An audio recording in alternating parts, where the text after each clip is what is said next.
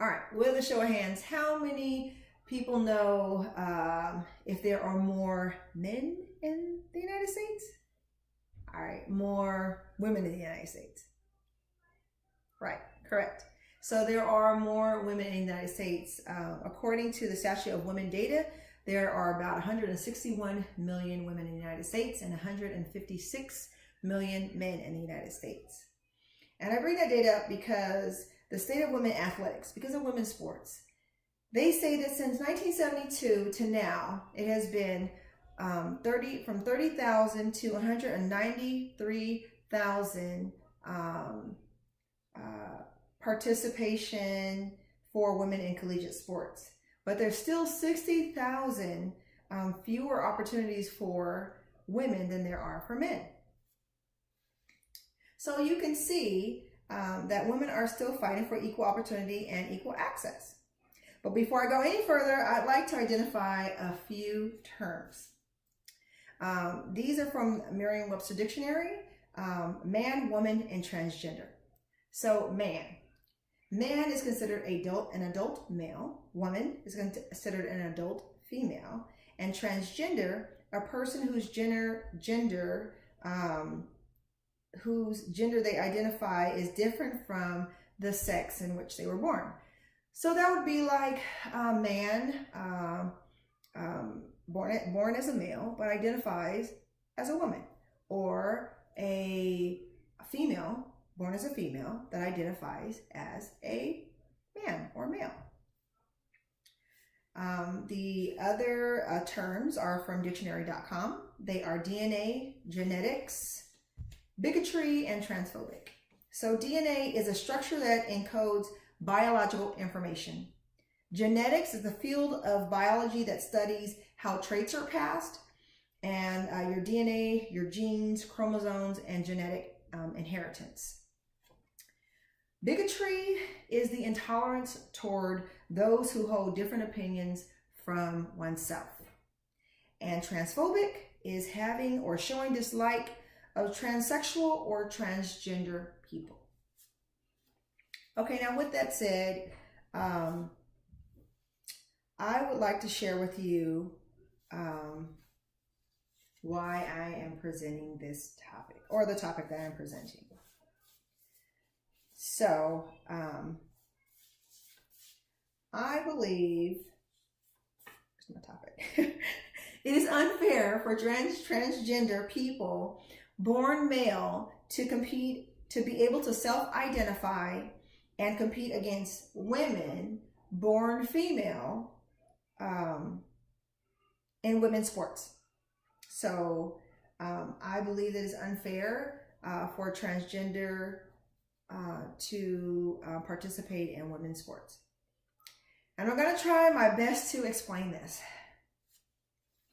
So by comparing the reasoning for why transgender people born as male should not have the opportunity and access to be able to participate in women's sports with women who were born as female, I'm going to compare that reasoning, why they should be able to, and versus the reasoning why women who are born as female should be able to have their own personal space in women's sports. So two different reasonings. I'm going to compare both of them. One will be for transgenders and one is for women born as female. Okay? So I am going to do this in two simple steps. One, just kind of breaking down the list of why I believe that why transgenders should be able to participate in women's sports. And then second, why women should be able to have their own space without anyone born as a male infringing on that space. And then the last thing I'm going to do is I'm going to conclude with a solution that I believe would be the best solution for this issue. So let's start off with why we should allow transgenders born as male to participate in women's sports. One is for equal opportunity. Another one is for equal access. And the last thing is for inclusion. So with equal opportunity, according to the National Center for Transgender Equality, the 2015 U.S. Trans Survey, there were 28,000 transgenders surveyed. And in that survey, it showed like some of the disparities and some of the issues that transgenders face, such as 40% rate of transgenders who had attempted suicide, which is a staggering rate. And because they don't feel equal, they don't feel as if they have the equality and access, same to other people. And then for equal access, there was a high school in which a transgender wanted to be able to change in the girls' locker room. However, the coach would not allow the transgender who was born as male to change into the girls' locker room with the girls who were born female because the girls didn't feel comfortable. And so there was a lawsuit because the transgender child felt excluded. So they felt as if there was not equal access to the locker room, nor did they feel inclusion. They felt very excluded. And so those are reasons why maybe we should allow transgender people who are not born as female but instead as male to participate in women's sports. So those are the reasons that you're going to hear from a lot of people that this is why we should allow this, and because it's fair, and they should have the same equal opportunity, same equal access, and inclusion because they identify as a woman. Now on the other hand, women should have the right to their own free space in sports, and women's sports, women who were born as female. And I'm going to give you a really long list of why. So starting with equal opportunity, same as transgender people. Equal opportunity, for many years, women have not had equal opportunity. They have been fighting for equal opportunities in the workplace, in sports, in school.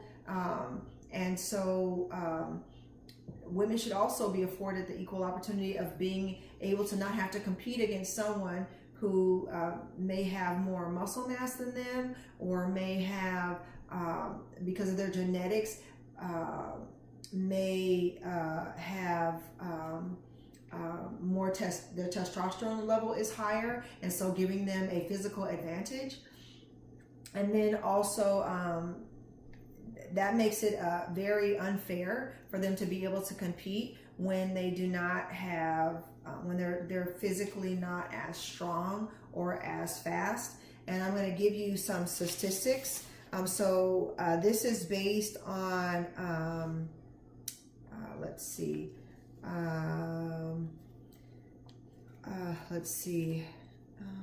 the hip structure. So this is based off of a professor from New Zealand. Her name is Alison Heather, and she said that the hip structure and movement to the center of the body differs for men and women. And so men are, because of that lower body movement, men are a lot quicker, stronger just from the lower body. And then also from the fast twitch muscles. It says men tend to have these kind of muscles and women have less. And those fast twitch muscles are muscles that you cannot train to have. It's a natural biological thing. It comes with your genetics. And so when men have that, it makes them much faster. So like when they get to doing like the fast-paced races, then they can shoot off a lot quicker than women can. The other thing is that men tend to have larger internal organs, and so because of this, they're able to take in more oxygen into their lungs. They're able to their heart is able to also take in more oxygen, meaning that when oxygen gets to your muscles, it makes it where you have an advantage over someone else. It's kind of like the drug that they called EPO. They called it EPO was doping. It's a protein that increases your oxygen that carries to your hemoglobin. And in men tend to have more hemoglobin in their blood. And if there's a way for them to get more oxygen, which is because their organs are bigger, then they clearly have an advantage over women. And so the last thing I'm going to discuss, because I know my time is really going over, is a rapper named Zuby. He's a British rapper. And what he did was he went and he applied, he self-identified for wrestling. And it was for the wrestling called, let's see, what was the name of that wrestling? Oh my gosh.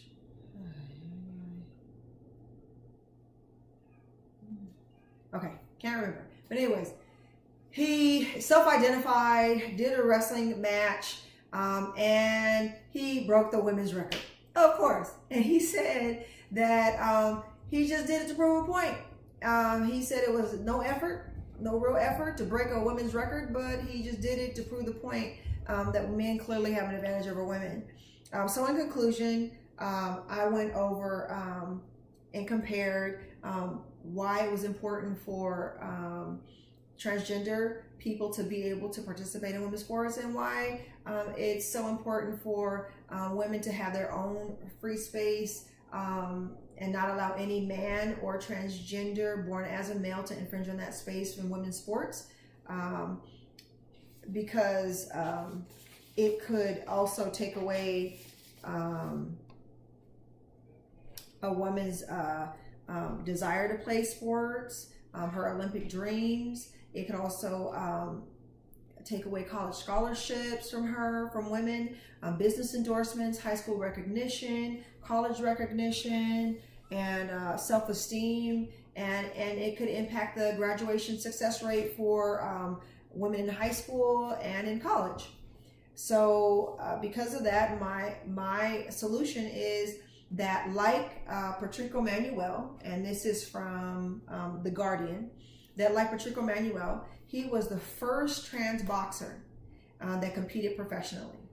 And he said if he had lost, especially in such a public way, that it would have validated everyone's belief that he couldn't do it. But he said he persevered. So as a transgender who was born as male, fought against in a competition for men who are male, he still persevered. So my solution is that transgenders born as male should compete against men born as male, because they are at about the same advantage, and if they persevere, they could follow the lead of Patrick Emanuel and win as well.